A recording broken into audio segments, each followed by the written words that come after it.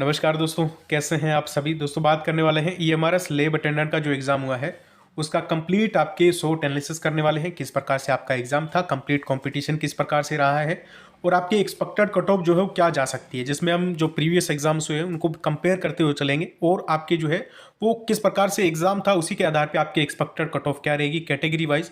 उसमें भी जो है मैं आपको बता देता हूं कि लगभग आपके कट ऑफ मार्क्स इसी के आसपास रहने के चांसेस है। तो आप वीडियो को अंत तक देखें और समझें। अब देखिए दोस्तों, अगर हम बात करें कंप्लीट एग्जाम की तो ये आपकी 120 क्वेश्चंस थे, 120 मार्क्स थे।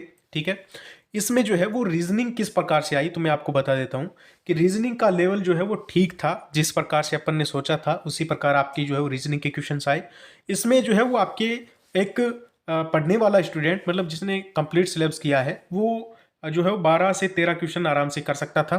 ठीक है, जो कि अच्छे से पढ़ा है जिसने, क्योंकि रीजनिंग जो है वो ईजी थी अगर हम देखें तो।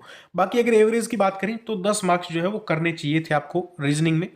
और जो है वो आपकी जनरल अवेयरनेस की बात करें तो ये जो थोड़ा मुझे ये लगा कि जो क्वेश्चंस हैं वो मतलब थोड़ा अच्छे लेवल के क्वेश्चंस थे, जिसमें अगर आप लोगों के इसमें 7 से 8 क्वेश्चंस भी सही हो जाते हैं तो कोई दिक्कत वाली बात नहीं है।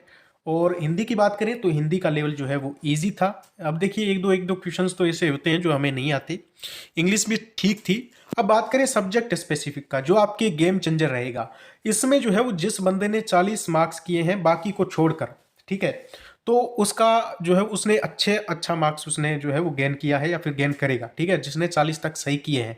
बाकी अभी सही वही का कोई पता नहीं है, लेकिन ये आप जो एग्जाम सॉल्यूशन देख रहे हो उनमें भी काफ़ी सारे क्वेश्चंस पर जो है वो डाउट बन रहा है। जो सॉल्यूशन करवा रहे हैं एक से दूसरे टीचर में कुछ क्वेश्चन पर जो है वो अपने को लग रहा है, ऑब्जेक्शन लग रहा है कि भाई ये क्वेश्चन जो है वो इसका आंसर ये नहीं है, तो आंसर की तक वेट कीजिए। अब अगर हम बात करें एवरेज अटेम्प्ट की दोस्तों लैब अटेंडेंट में, तो 100 से 110 तक जो है वो एवरेज अटेम्प्ट किया है। मैंने ये डाटा कहाँ से लिया तो मैं यही बता सकता हूँ कि मैंने जितने जो मतलब यूट्यूब पर वीडियोस हैं, आपके कमेंट सेक्शन है, उन सभी को चेक करते हुए मैंने ये डाटा लिया है और एग्जाम लेवल जो क्वेश्चंस को देखते हुए, इसीलिए मैंने ये वीडियो थोड़ा लेट बनाया है। ठीक है, तो एवरेज अटेम्प्ट ये है। अब किसी ने 120 भी किए होंगे भाई, अब और किसी ने जो है वो 90 भी किए होंगे। बाकी अगर हम बात करें टोटल पोस्ट की तो ये 373 थी। और एनवीएस से अगर कंपेयर करें जो 2022 में वैकेंसी आई थी उसमें 142 पोस्ट थी। अब यहाँ पे आपको काफ़ी सारी चीज़ें जो है वो कमाल की मिलेगी कि इसमें आपके जो है वो कट ऑफ रही थी जनरल की कितनी, 81.25। और आपके ईडब्ल्यू में ज़्यादा अंतर देखने को नहीं मिला, 78 रही, ओबीसी में 77 रही, एससी में 73 रही, एसटी में 70 रही। ठीक है, यहाँ पे भी आइडिया यही लगा रहे थे कि 90 प्लस कट ऑफ रहेगी, लेकिन ऐसा कुछ नहीं हुआ। फॉरम एनवीएस लैब अटेंडेंट में अच्छे खासे भरे गए थे। मैं आपको बता देता हूँ, मैं उस वक्त भी एक्टिव था, उस वक्त भी मैंने वीडियोस बनाई थी और उसका मुझे अंदाजा है। ठीक है, और यही कट ऑफ बता रहे थे कि भी 90 प्लस जो है आपकी कट ऑफ रहेगी, लेकिन कम रही। फॉरम भी अच्छे खासे थे। ठीक है, 1.5 लाख तक फॉरम आई थिंक उसमें जो है आए थे।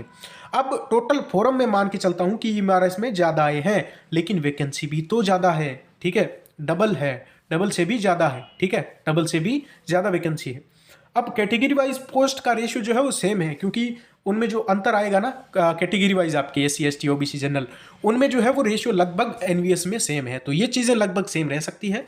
बाकी अगर हम बात करें कट ऑफ उससे थोड़ी आपकी हाई जाएगी। अब जो लोग बोल रहे हैं एग्जाम लेवल ऑल ओवर की बात करें मॉडरेट रहा है, अब जो बोल रहे हैं बहुत ही ईजी था 110 प्लस कट ऑफ जाएगी, तो वो आंसर की तक वेट कीजिए। देखिए मैं ये नहीं कहता कि किसी का 110 मार्क जो है वो नहीं बना है, लोगों के बनेंगे, वो कोई दिक्कत वाली बात नहीं है। लेकिन अब सभी बोलें कि 110 है तो ऐसा मुझे नहीं लगा। एग्जाम आपके अच्छा लेवल का था और नेगेटिव मार्किंग का इफेक्ट भी बहुत ज़्यादा पड़ेगा। जो बोल रहे हैं मैंने 120 के 120 कर दिए, तो भाई उनके काफ़ी सारे क्वेश्चन जो है वो गलत होंगे। ठीक है, जिसने 100 क्वेश्चन भी जिसने एवरेज अटेम्प्ट किया है तो उनका भी नेगेटिव जो है वो काफ़ी कुछ जाने वाला है। ठीक है, तो कट ऑफ आपकी वैसे भी कम रहने वाली है, चाहे कितना भी ईजी हो।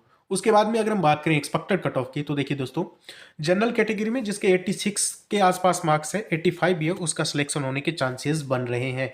ठीक है, बाकी जो है वो मैं कल कंप्लीट आपकी जो है वो एक और वीडियो लेके आऊंगा जिसमें और भी स्पष्ट हो जाएगा। लेकिन अभी आपके यही स्कोर रहने के चांसेस है।